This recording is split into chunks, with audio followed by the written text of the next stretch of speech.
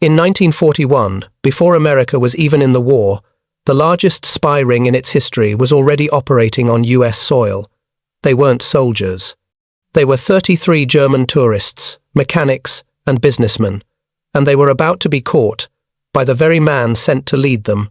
February 8th, 1940, the New York Harbor. The fog is a cold, wet shroud clinging to the rails of the SS Washington. Through the gloom, the silhouette of the Statue of Liberty rises, a ghostly green-grey. For the man standing at the rail, William Sebold, this isn't a symbol of welcome. It's a reminder of betrayal. His stomach is a knot of ice. In his pocket, his fingers nervously trace the outline of a small, metallic canister. It doesn't contain perfume or medicine. It contains microphotographs, a list of contacts, instructions, and radio codes. Sebold, a naturalized American citizen, had gone back to Germany to visit his family, and he had walked right into a trap.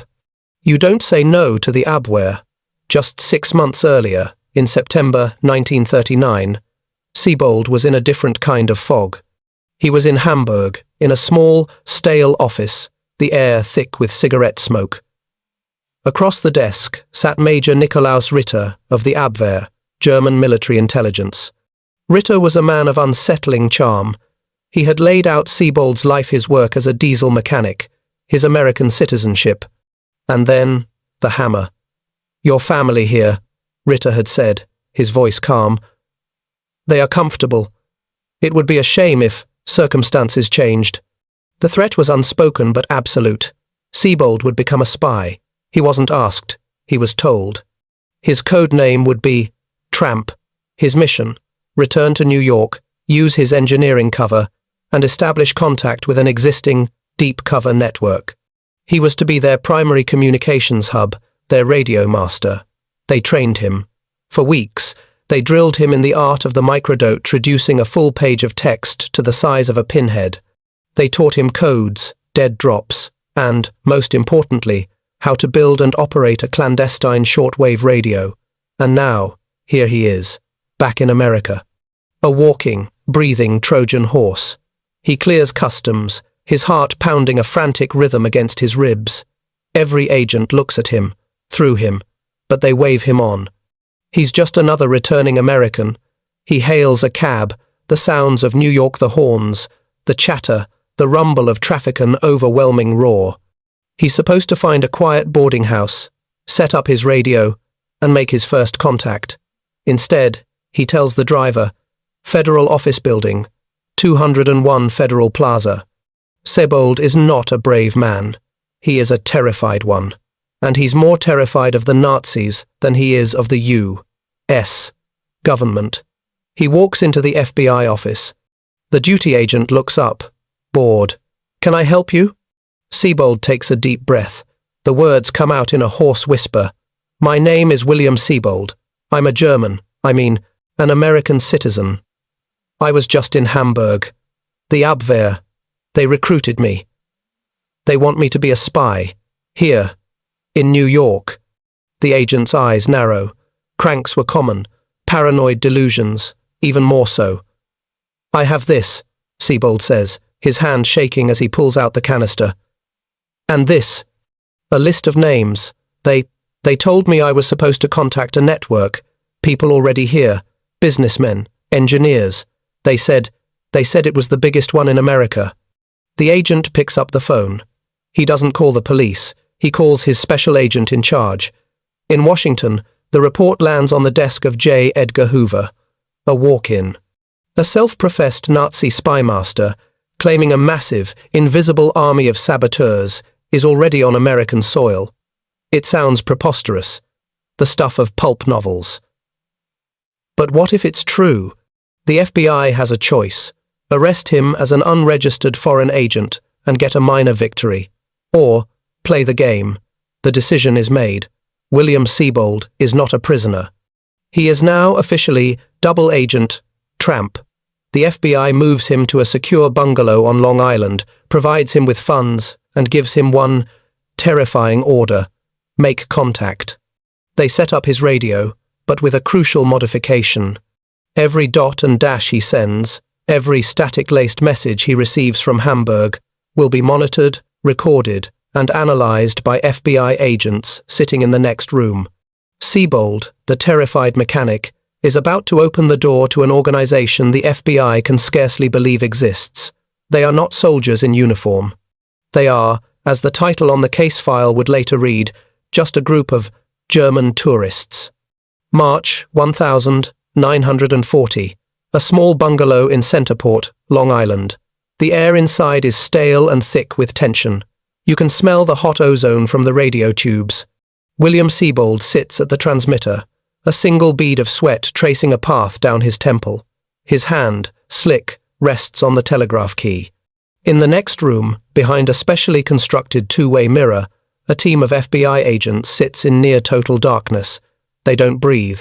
They listen. Headphones clamped on. They hear every tap Sebold makes, every click of the switches. Special Agent William Jim Dunn leans forward, his eyes fixed on Sebold's back. This is their entire operation. A nervous, unwilling mechanic. Sebold's fingers begin to tap. The call sign, a 3821, cuts through the static. He's calling Hamburg. He's reporting in.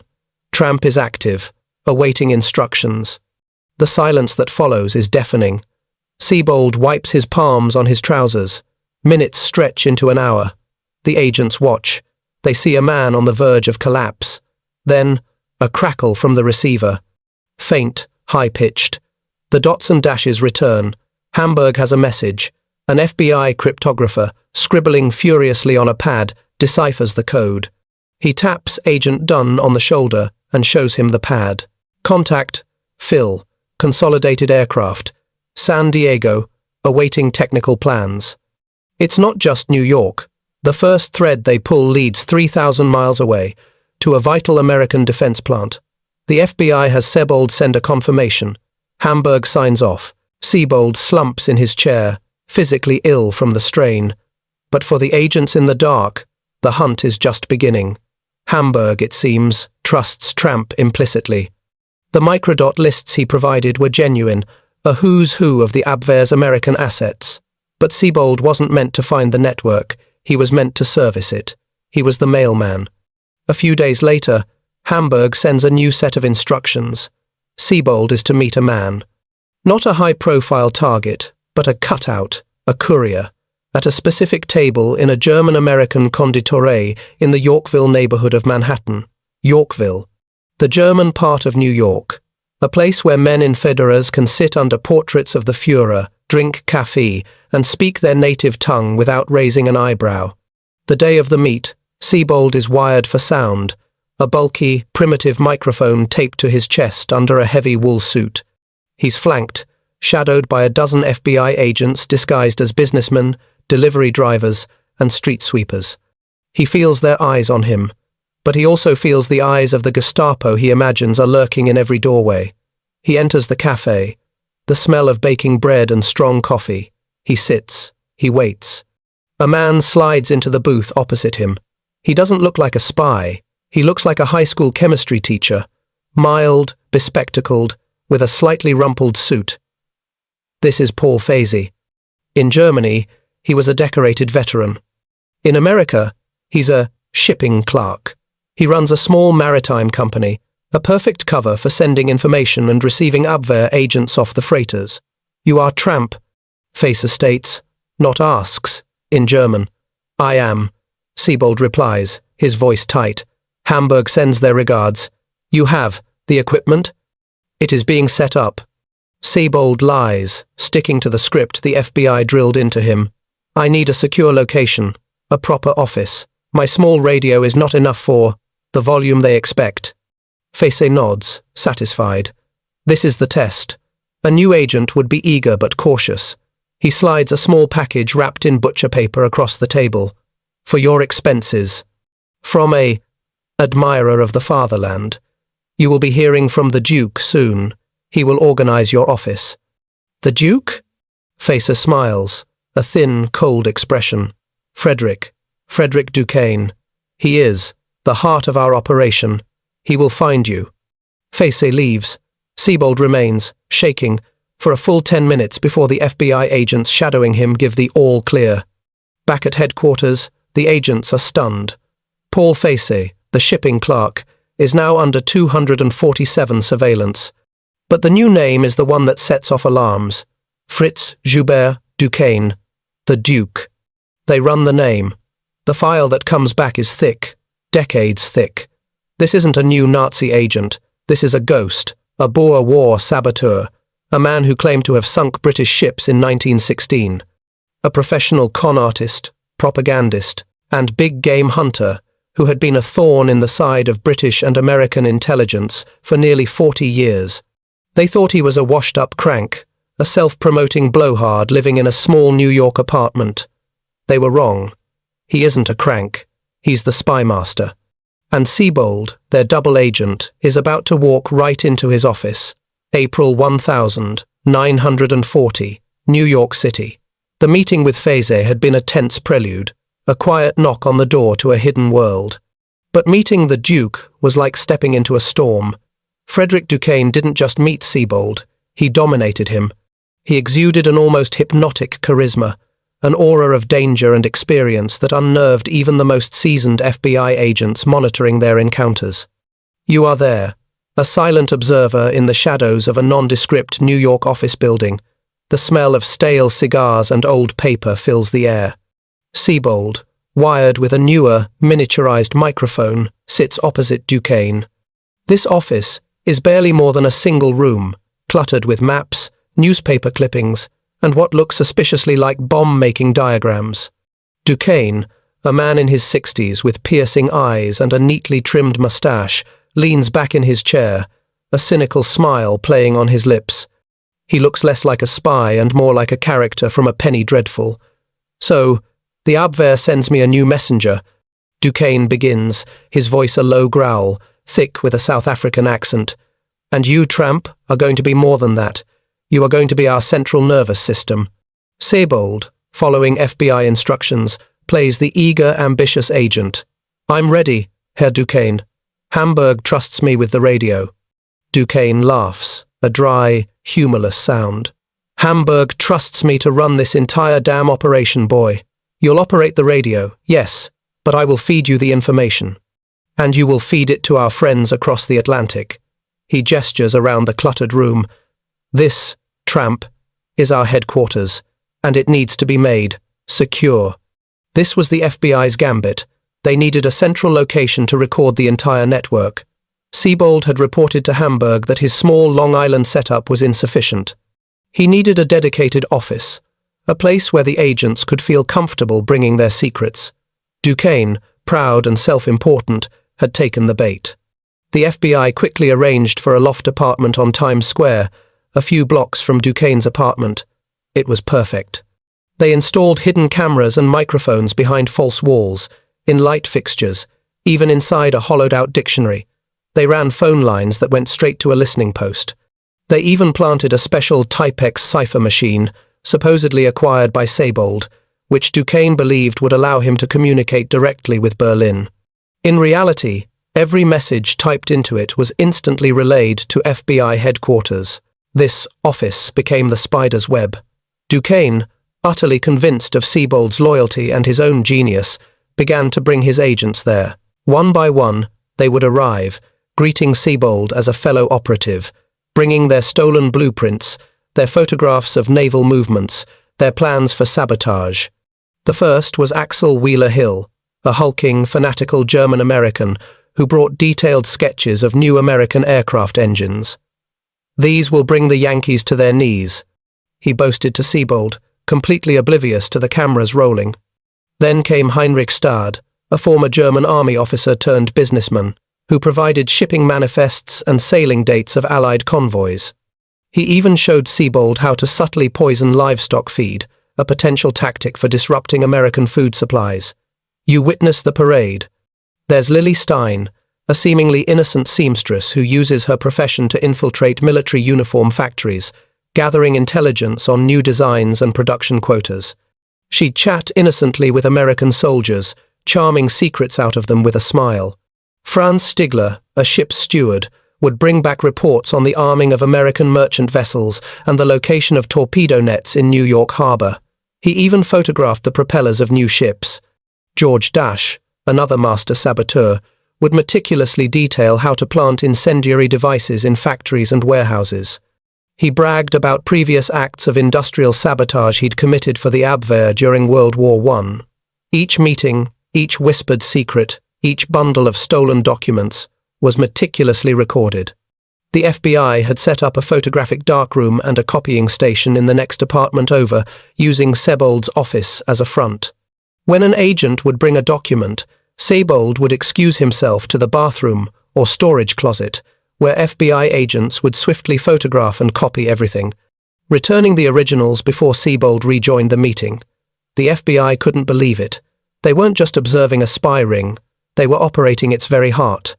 They saw a network far larger and more ambitious than they had ever imagined, operating under the very noses of American counterintelligence. They watched, listened, and gathered the evidence, piece by damning piece. Duquesne, oblivious to the fact that his master stroke of setting up a central communication hub was actually a trap, reveled in his role. He would give Sebold grandiose instructions, bragging about how the information they were sending back to Germany was vital to the fatherland's war effort. He even instructed Sebold on how to use coded newspaper ads to communicate with other agents in case the radio failed. The scope of the operation shocked the agents. These weren't isolated actors. They were a coordinated network, gathering industrial intelligence, military secrets, and even preparing for acts of sabotage. The very German tourists the FBI had been warned about were real, and they were far more dangerous than anyone had conceived. As the months wore on, the roll call grew. Hermann Lang, a machinist at a defense contractor, providing blueprints for a new naval artillery shell. Everett Minster, a waiter, listening to conversations of high-ranking officials at an exclusive club. The network was vast, insidious, and seemingly everywhere. But the net was tightening. The FBI now knew the names, faces, and methods of 33 German agents. The question wasn't if they would strike, but when and how. The trap was set, May 1941. The Times Square, office. The operation has been running for 16 months. 16 agonizing months. William Sebold is a ghost of himself. His hands tremble constantly. He chain smokes, his eyes darting at shadows, his nights sleepless. The FBI agents watching him note his deteriorating health, but they also note his terrifying effectiveness. He has become a masterful actor, playing the part of the devoted Nazi operative so well that Duquesne and his ring treat him as a confidant. The flow of information through the office has become a torrent, no longer just sketches and shipping manifests. The agents are now bringing in vital, high-level industrial and military secrets. Duquesne, emboldened by the radio's success, pushes his agents harder. You are in the listening post, the dark room behind the mirror. The air is thick with the smell of coffee and stale cigarettes. You watch as a man enters the office. He's not like the bombastic Duquesne or the fanatical Wheeler Hill. He's small, nervous, and wears the cheap suit of a factory worker. This is Hermann Lang. Lang is a machinist, a German-American who works at the Carl L. Norden Corporation. To the FBI, this name sets off every alarm. Norden isn't just a factory. It's the home of America's single most valuable military secret. Lang sits across from Sebold, his briefcase on his lap. I have it, Herr Tramp, he whispers, his voice barely audible. He clicks open the latches. He doesn't pull out sketches. He pulls out a thick, rolled-up set of detailed, official blueprints. The agents behind the glass stop breathing. It's the Norden M-series bombsight. The Blue Ox, the pickle barrel sight. A mechanical computer so precise it can allegedly drop a 500-pound bomb into a 100-foot circle from 20,000 feet. It is the key to America's entire high-altitude bombing doctrine. It is the single piece of technology the Luftwaffe wants more than anything else. I couldn't bring the sight itself. Lang stammers. But this is everything. The assembly, the gyroscopes, the component lists. Sebold, his training kicking in, takes the plans. His face is pale, but his voice is steady. Excellent, Hermann. The Führer will not forget this. He takes the blueprints to the storage closet to be filed. An FBI agent's hands, visible only to the hidden camera, quickly and silently unroll the plans, photographing every single page. The original plans are returned to Lang, who then leaves, visibly relieved. The FBI is now in an impossible position. They have Hermann Lang on film, handing over America's most guarded secret. But to maintain Sebold's cover, they have to let the information go. Sebold must now sit at his radio and transmit a summary of the bombsight's capabilities to Hamburg.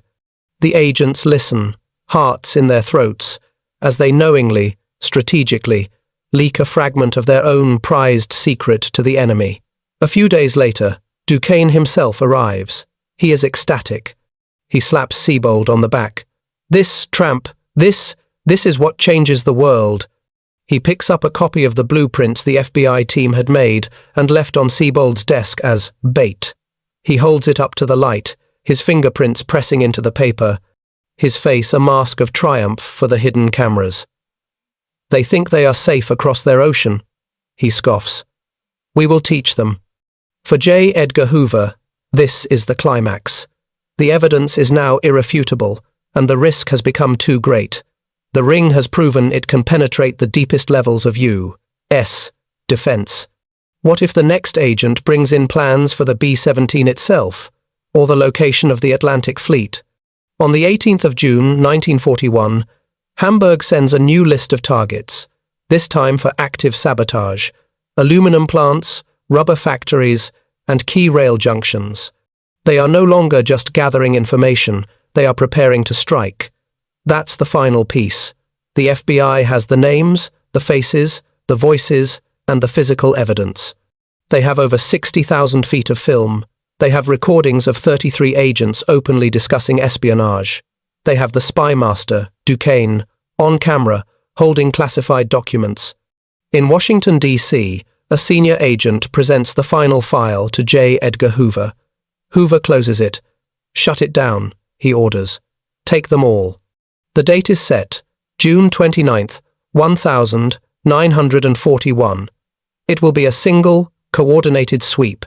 FBI agents across New York, New Jersey, and California receive their sealed orders.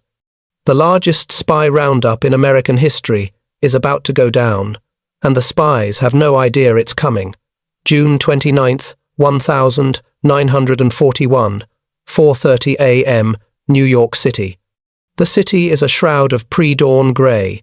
The only sounds are the rumble of milk trucks and the distant hiss of street cleaners. But tonight, a different kind of sanitation is underway. In quiet, unmarked cars parked on street corners across the city, in New Jersey, in Chicago, and in San Diego, hundreds of FBI agents sit, staring at their watches. They grip 38 revolvers and Thompson submachine guns. This is it. The 0 hour. You are with the team outside Fritz Duquesne's apartment on West 74th Street. Agent Jim Dunn, who has lived this case for 16 months, steps out of the car. He adjusts his fedora, his face grim. He has waited for this. At 4:45 a.m., on the dot, Dunn and 3 other agents move to the apartment door. No courtesy knock. A heavy boot splinters the lock. FBI, don't move. Duquesne is asleep. He bolts upright in bed, eyes wide, not with fear, but with pure, unadulterated rage.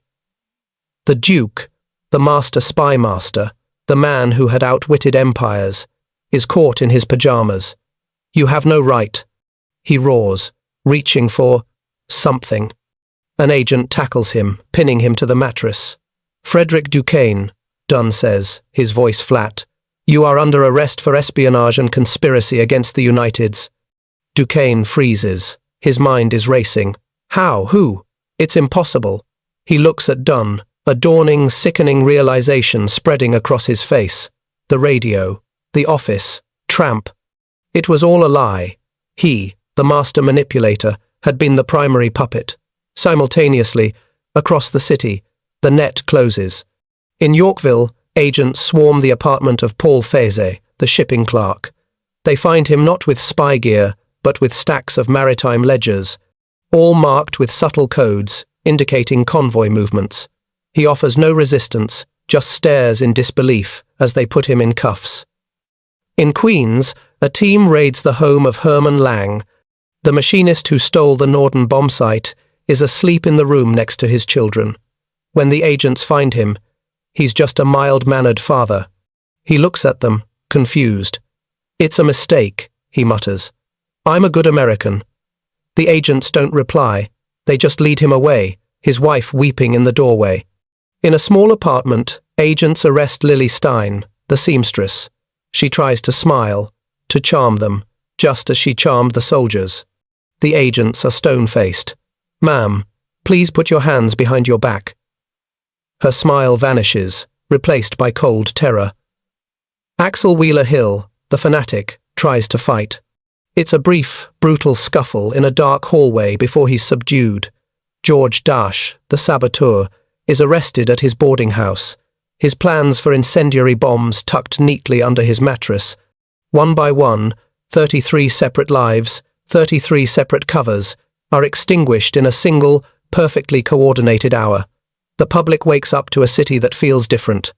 The morning papers are a bombshell. The headlines scream, "FBI smashes vast Nazi spy ring 33 arrested in nationwide. Raid's leader posed as businessman for 40 years. The public is stunned. This isn't Europe, this is America. And the enemy isn't an army at the gates, it's the man next to you on the subway. The German tourist who runs the local delicatessen, the friendly mechanic, the shipping clerk. The FBI, for the first time, pulls back the curtain. They release the photos. They release the names. They reveal, to a shocked nation, that the war was already here, being fought in their own backyards. And where is William Sebold? He is in a secure, undisclosed location, guarded by a team of federal agents. His part is over. He has survived 16 months in the belly of the beast. Now, he must do the one last thing the FBI requires of him. He must testify. He is no longer Agent Tramp. He is the star witness. The 3rd of September 1941. Federal District Court, Brooklyn, New York. The courtroom is a pressure cooker. It's standing room only, the air thick and humid, smelling of wool suits, sweat, and cheap cigars. You are there, wedged between a Daily News reporter and a row of grim-faced spectators. At the front, 33 men and women sit in the defendant's box. They don't look like spies. They look like your neighbors. They are bakers, mechanics, businessmen, and seamstresses. Their defense attorneys are confident, whispering to their clients, a few even managing a smirk. Their strategy is simple. This is all a fantasy. The government's entire case rests on the testimony of one man, William Sebold, and they are going to paint him as a mentally unstable liar, a puppet, or a man trying to save his own skin by inventing a vast, preposterous conspiracy. Fritz Duquesne sits among them, the picture of indignant respectability. He has played the part of a con man for 40 years. This courtroom is just another stage. The prosecution calls William G. Sebold to the stand. The courtroom hushes. The doors in the back open.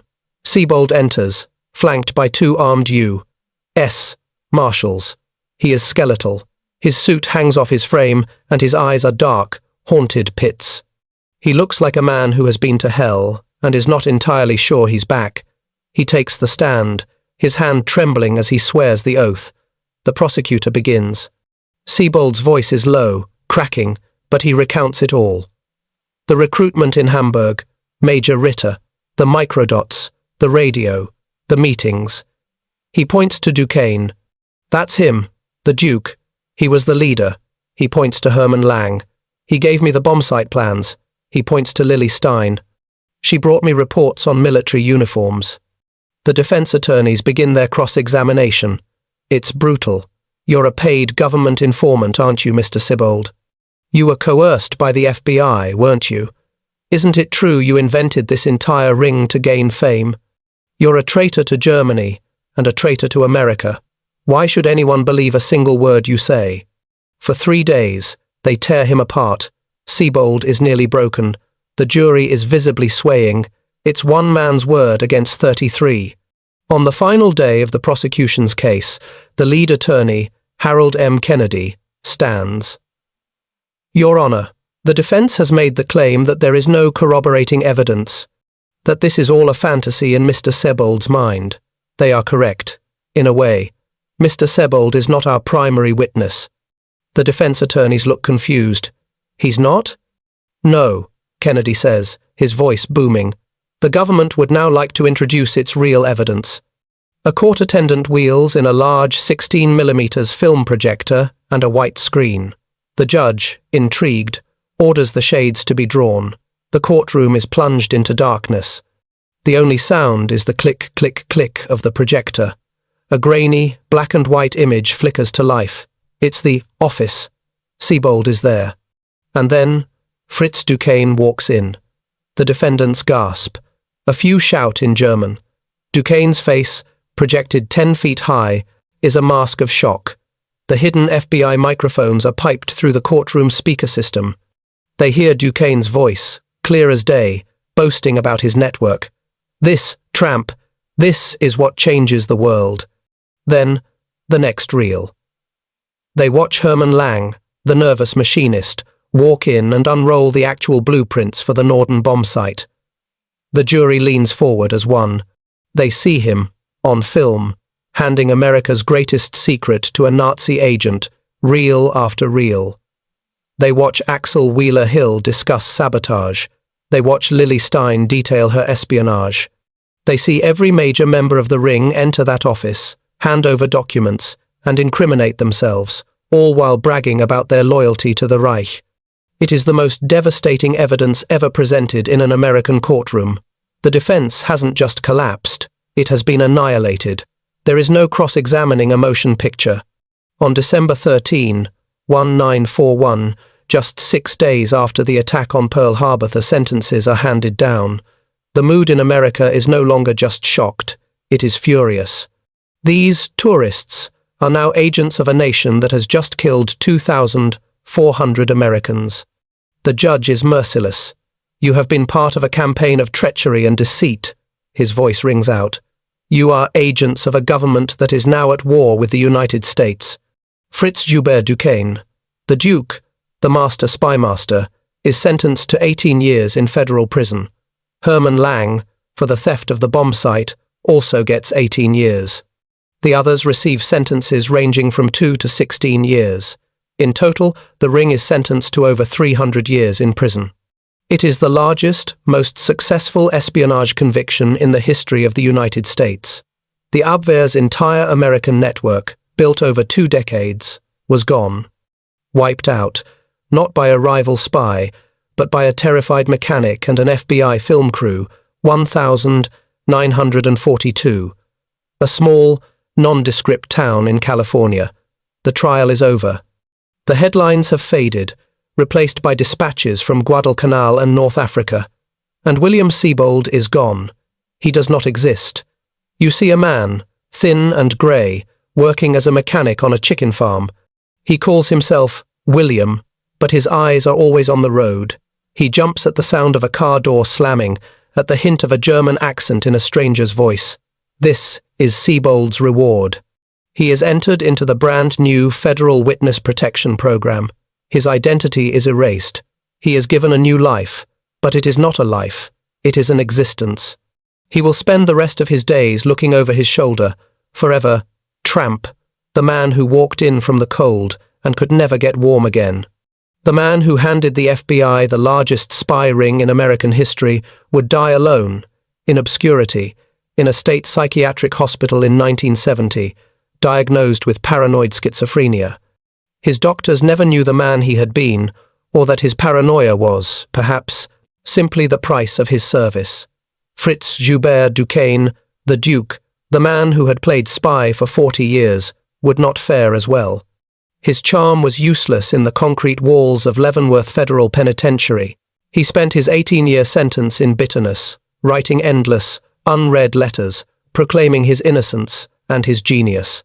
He died in the prison hospital in 1956, a forgotten, broken old man, his vast, invisible empire reduced to a footnote in his own thick FBI file. The 31 other agents served their time and, for the most part, vanished back into the society they had tried to betray. But the victory was absolute. J. Edgar Hoover and the FBI, armed with their shocking films and triumphant arrests, became the unassailable guardians of American domestic security. The Duquesne spy ring was their masterpiece, a public relations coup that cemented their power and reputation for the next 30 years. The true impact, however, was not in the headlines. It was in the silence. With the Duquesne ring gone, the Abwehr was blind. Germany's entire human intelligence network in the United States had been decapitated. For the rest of the war, as America geared up for D-Day, as its factories churned out tens of thousands of planes and tanks, and as, in a remote New Mexico desert, scientists began to unlock the power of the atom, the Third Reich heard nothing. They had no spies. They had no tourists. The Abwehr never knew about the Manhattan Project. They were completely unprepared for the scale of the Allied invasion of Normandy. The war was not won in that small Times Square office. But in that room, with its hidden cameras and a terrified double agent, the FBI ensured that when America finally struck, the enemy would never, ever see it coming.